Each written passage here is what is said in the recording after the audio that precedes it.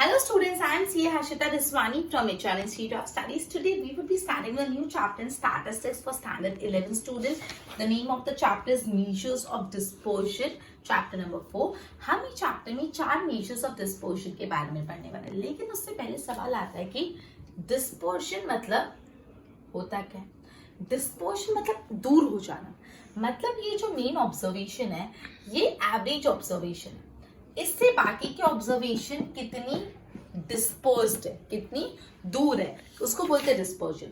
A measure which show how far the observation of the data is scattered from the measures of average, मतलब जो average है उससे कितने दूर data है उसको बोलते हैं डिस्पर्जन. डिस्पर्जन मतलब जो आपका एवरेज डेटा है, एवरेज वैल्यू है, उससे बाकी के ऑब्जर्वेशन कितनी दूर है. अब दो कंसेप्ट समझना है चैप्टर स्टार्ट करने से पहले. एब्सोल्यूट मेजर क्या होता है, रिलेटिव मेजर क्या होता है. एब्सोल्यूट मेजर ऐसा होता है, ऐसा मेजर ऑफ डिस्पर्शन होता है जहाँ पे जो स्टैटिस्टिकल यूनिट है in which observation of the data expressed is same. मतलब बेसिकली यहाँ पे जो दो डेटा को आपको कंपेयर करना है वो डेटा का यूनिट ऑफ मेजरमेंट सेम है. मतलब ये भी केजी तो ये भी केजी, ये भी सेंटीमीटर तो ये भी सेंटीमीटर, ये भी लीटर तो ये भी लीटर. मतलब जो भी 2 या 3 डेटा को आप कंपेयर करें उसका यूनिट ऑफ मेजरमेंट कैसा होता है, सेम होता है. उसको बोलते हैं अपन एब्सोल्यूट मेजर. रिलेटिव मेजर क्या होता है, यूनिट ऑफ मेजरमेंट सेम नहीं होता. एक लीटर तो दूसरा किलोग्राम को कंपेयर करना है, एक सेंटीमीटर तो दूसरा मीटर को कंपेयर करना है. मतलब यूनिट ऑफ मेजरमेंट सेम नहीं होता, उसको बोलते हैं रिलेटिव मेजर. क्लियर. तो मैंने आपको 3 पॉइंट्स पढ़ाए. सबसे पहले मैंने आपको बताया कि डिस्पर्शन क्या होता है, जो आपका एवरेज वैल्यू आया ना सारे ऑब्जर्वेशन का, उससे बाकी के ऑब्जर्वेशन कितना ज्यादा फैले हुए, कितना ज्यादा स्कैटर्ड है, उसको बोलते हैं डिस्पर्शन. दो बताए, रिलेटिव डिस्पर्शन और एब्सोल्यूट. एब्सोल्यूट में जो यूनिट ऑफ मेजरमेंट होता है ऑब्जर्वेशन का वो सेम होता है, और रिलेटिव मेजर में यूनिट ऑफ मेजरमेंट सेम नहीं होता, अलग अलग होता है. क्लियर. अब जो मेजर्स ऑफ डिस्पर्शन हम इस चैप्टर में पढ़ने वाले हैं वो 4 मेजर्स ऑफ डिस्पर्शन हम पढ़ेंगे. मेजर्स ऑफ डिस्पर्शन 4 पढ़ेंगे. सबसे पहले अपन पढ़ेंगे रेंज. रेंज के बाद हम पढ़ेंगे अबाउट क्वार्टाइल डेविएशन. रेंज के बाद जो अपना सेकंड टॉपिक है वो है क्वार्टाइल डेविएशन. थर्ड टॉपिक है मीन डेविएशन. थर्ड टॉपिक कौन सा है, मीन डेविएशन. एंड फोर्थ जो मेजर ऑफ डिस्पर्शन वो है स्टैंडर्ड डेविएशन. ये सारे डेविएशंस के बारे में, डेविएशन मतलब क्या होता है, डिफरेंस, कितना डेविएशन है. ठीक है. तो हम लोग 4 मेजर ऑफ डिस्पर्शन के बारे में इस चैप्टर में पढ़ेंगे, which is range, quartile deviation, mean deviation और स्टैंडर्ड डेविएशन. तो सबसे पहले हम रेंज से स्टार्ट करते हैं. जो रेंज है वो ऐसा मेजर ऑफ डिस्पर्शन है जिसका कैलकुलेशन बहुत ही आसान होता है, वेरी सिंपल. देखो, इसमें अपन को 2 डेटा फाइंड करना होता है. एक होता है हाईएस्ट ऑब्जर्वेशन और दूसरा होता है लोवेस्ट ऑब्जर्वेशन. सबसे बड़ी ऑब्जर्वेशन और सबसे छोटी ऑब्जर्वेशन के बीच का डिफरेंस को बोलते हैं रेंज. हाईएस्ट ऑब्जर्वेशन को मैं लिख देती हूँ XH और लोवेस्ट ऑब्जर्वेशन को XL. तो आर रेंज क्या होगा, XH अप माइनस XL, मतलब highest observation minus lowest observation. ठीक है. रेंज क्या होता है, सबसे बड़ी ऑब्जर्वेशन माइनस सबसे छोटी ऑब्जर्वेशन. अब रेंज जब आप निकालते हो तो आपको कोएफिशिएंट ऑफ रेंज भी निकालना पड़ता है. Coefficient of range, coefficient of range भी बोलते हैं इसको, या तो हम इसको रिलेटिव रेंज भी बोलते हैं. या तो आपको कोएफिशिएंट ऑफ रेंज लिखा होगा क्वेश्चन में, या तो लिखा होगा रिलेटिव रेंज. दोनों का मतलब एक ही होता है. रिलेटिव रेंज क्या होता है, रेंज जो तुमने निकाला ना, divide by highest observation plus lowest observation. Clear. ये फॉर्मूला है. अपन सबसे पहले रेंज निकालना सीखते हैं. रेंज क्या होता है, सिंपल टर्म्स में सबसे बड़ा और सबसे छोटे के बीच का फर्क. सबसे हाईएस्ट ऑब्जर्वेशन माइनस सबसे लोवेस्ट ऑब्जर्वेशन को बोलते हैं रेंज. ठीक है. रेंज निकाल, उसके बाद मैंने XH माइनस XL लिखा. XH मतलब हाईएस्ट ऑब्जर्वेशन और XL मतलब लोवेस्ट ऑब्जर्वेशन को रेंज बोलते हैं. अब कोएफिशिएंट ऑफ रेंज कैसे निकालते हैं, आप इसको कोएफिशिएंट ऑफ रेंज बोल सकते हो, रिलेटिव रेंज बोल सकते हो. Range divide by XH plus XL, range divide by highest observation plus lowest observation. Clear. ये कंसेप्ट क्लियर है. अब जैसे जैसे आगे बढ़ेंगे हम quartile deviation, mean deviation, standard deviation सब सीखेंगे, लेकिन सबसे पहले हम रेंज के रिलेटेड सम सॉल्व करेंगे. ओके. रेंज के कंसेप्ट के रिलेटेड हम सम सॉल्व करने वाले हैं.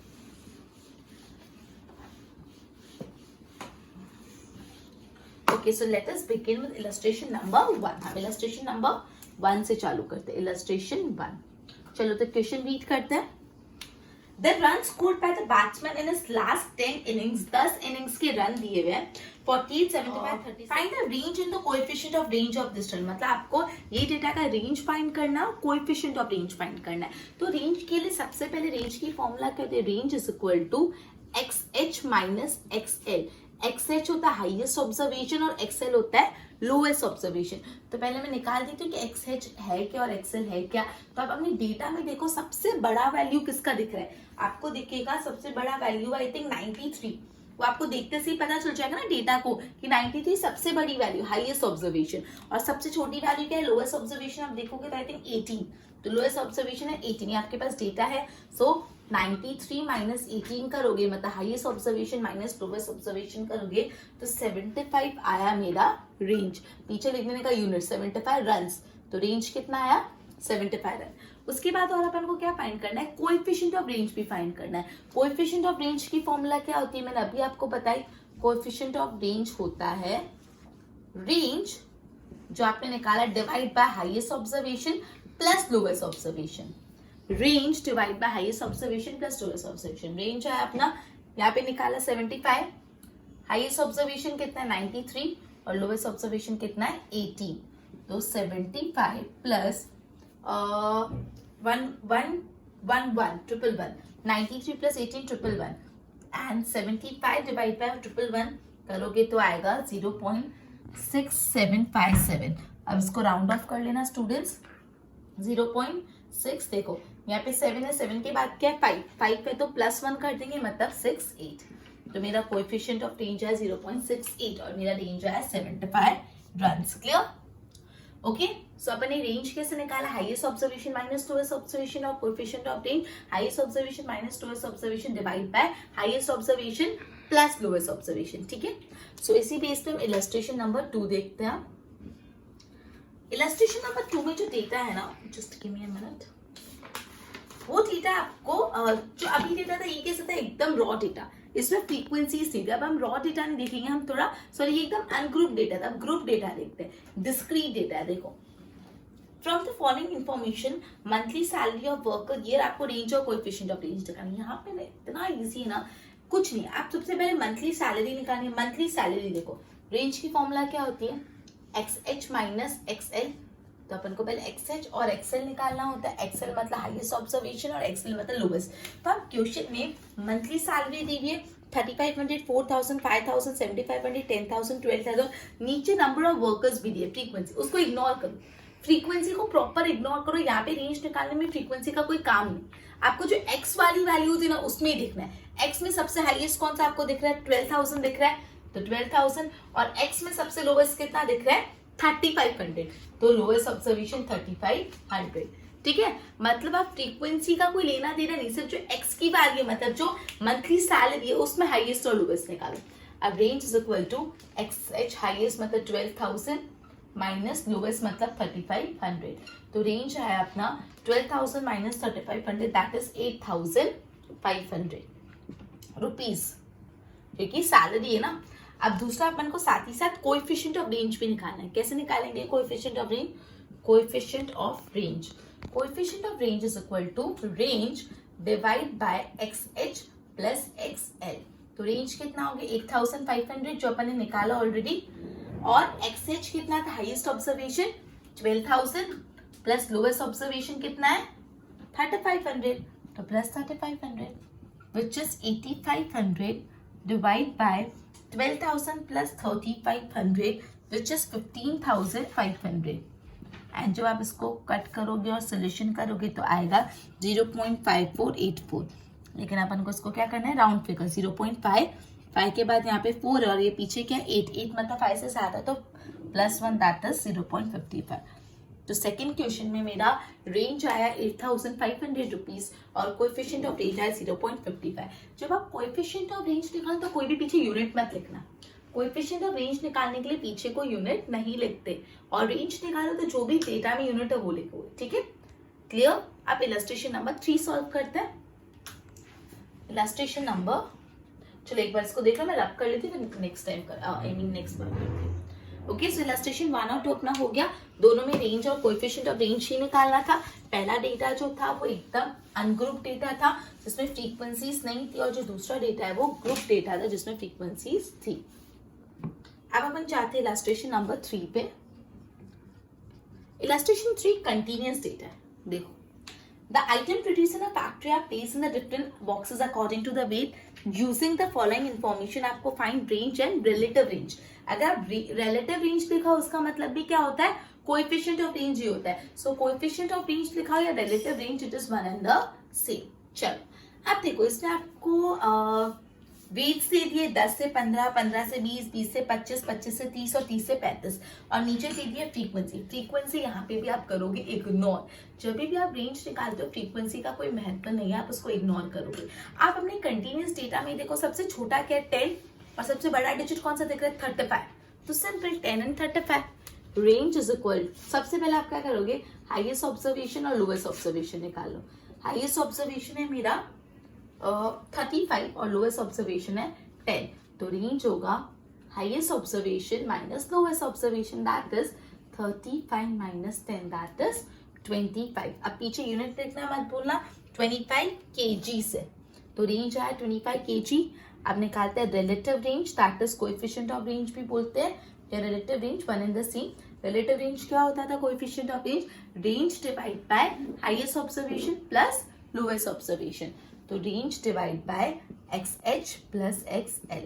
तो रेंज कितना है 25, अभी अपन ने निकाला। Highest observation 35, lowest observation 10। तो 25 डिवाइड बाय 35 प्लस 10, 45। अब इसको कट करोगे तो आएगा 0.5556, which is equal to 0.56 round figure. Relative range और कोएफिशिएंट ऑफ रेंज में कभी भी यूनिट नहीं लिखते, ठीक है। सो मैंने यूनिट नहीं लिखी, मैं बार बार एक ही चीज रिपीट करी, so please follow the instruction, ठीक है। तो इलस्ट्रेशन 3 का रहा। इलस्ट्रेशन 3 में क्या था, आपको कंटिन्यूअस डेटा दिया होता, बट कोई फर्क नहीं पड़ता। कंटिन्यूअस डेटा में भी हाईएस्ट और लोएस्ट ऑब्जर्वेशन आपको जो क्लासेस है उसमें से निकालने। अब अपन सेम कंसेप्ट पे इलस्ट्रेशन 4 चाहते हैं। इलस्ट्रेशन 4 का डेटा भी कंटिन्यूअस है, सो अगेन जो फ्रीक्वेंसी है उसको अपन क्या करेंगे, इग्नोर, अपन सिर्फ क्लासेस पे फोकस करेंगे। Find the range and the coefficient of range of marks obtained from the following frequency distribution। देखो मार्क्स से दिए 50 to 59, 60 to 69, 70 to 79, 80 to 89, 90 to 99, और नीचे number of student. Number of student को क्या करोगे, इग्नोर। तो डायरेक्ट अपन निकालेंगे अपना हाईएस्ट वैल्यू और अपना लोएस्ट वैल्यू। हाईएस्ट वैल्यू कितना आएगा, देखो 99 है हाईएस्ट वैल्यू, और लोएस्ट वैल्यू क्लास में देखो कितनी है 50। तो अपना रेंज आएगा XH minus XL, that is highest 99 minus 50. 99 minus 50 would be 49. तो मेरा रेंज है 49, पीछे यूनिट में लिखना मत भूलना, 49 मार्क्स। तो मेरा रेंज आ गया 49 मार्क्स। कैसी यूनिट पता चलेगी, जो एक्स एक्सिस में से आपने हाईएस्ट लोएस्ट निकाला उसकी यूनिट। अब रेंज निकालेंगे, रिलेटिव रेंज है, कोएफिशिएंट ऑफ रेंज।